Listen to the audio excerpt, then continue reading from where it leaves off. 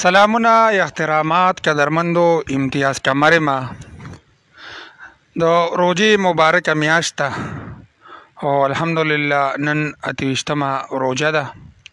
مازدیګری ټیم دی، اسمان باندې وریځ رالی، تاسو ته په سکرین باندې ښکاري توره وریځ ده او ورسره زول غوندې هم شروع شو. الله تعالی دې خپل خصوصي رحم وکړي. که تاسو وګورئ نو د غنمو سیزن دی او غنم چې کوم دي نو دا هم بالکل پاخه دي، یو څو ورځو کې به د دې ریبل شروع شي. بل طرف ته ملکي تماکو چې څه ته وایي زمینداران، نو هغه هم تماکو چې کوم دي نو هغه هم بالکل برابر دي. دا دی اوس هم د پټي کې تاسو را دوه کسان وینئ چې دی د محل بچکچ ماتئ.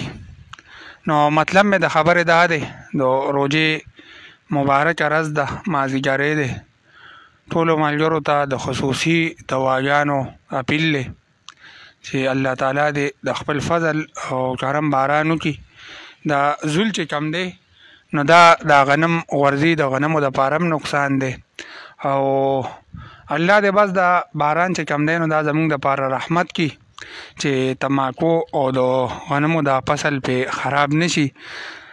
زمیندارانو غریبانو په دې روزه کې لګیا دي او پټو کې محنت کوي. د ثوابې سیمه ده، وریځ په اسمان باندې راغلې ده، دا وینئ تاسو توره وریځ ده او زول ورسره هم شروع دی. الله تعالی دې خپل رحم وکړي، خپل فضل دې وکړي. په ملک کې هسې هم د غنمو او د اوړو هغه شارټیج دی، نو اوس د خلکو د غنمو ته سترګې دي. الله دې خپل فضل او کرم وکړي او الله دې دا وریځې او دا بارانونه زمونږ دپاره یو رحمت کړي چې هېڅ قسمه نقصان ونه کړي. مازدیګری دی، دا عثمان بھائی دا په ثوابۍ کې تحصیل رزړ علاقه ده جی، تحصیل رزړ علاقه ده، ډېره ښکلې علاقه ده. تاسو ته د سکرین باندې نظارې ښکاري، پټي دي او روزې مبارک مازدیګری ټیم دی. خو بس دا وریځ پکې راله، توره وریځ ده، ورسره زول دی.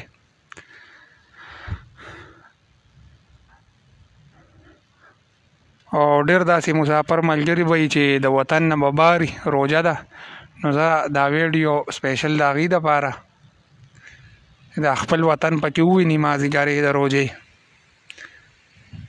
تاسو وینئ بالکل توره وریځ ده او ورسره ظلم نرۍ نرۍ شروع شوی دی.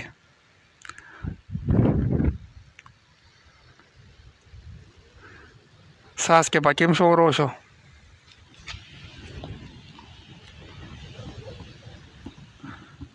هوا رانه موبایل تختی. بس ټولو ملګرو ته د دعاګانو اپیل دی، روزه په ختمېدو باندې ده، 28مه روزه ده، مازدیګری ټیم دی.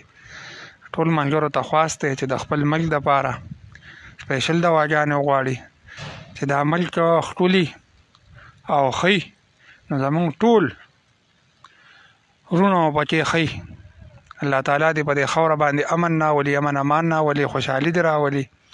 دا چې کوم د اوړو د شارټیج تیر شو، دا کوم مهنګایي ده، د دې دپاره سپیشل دواګانې چې الله تعالی دا په خپل فضل او کرم سره ختمه کړي.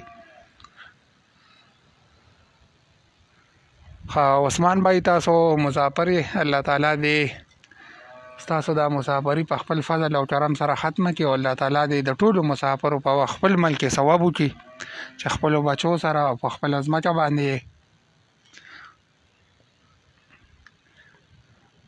جزاک الله ملګرو.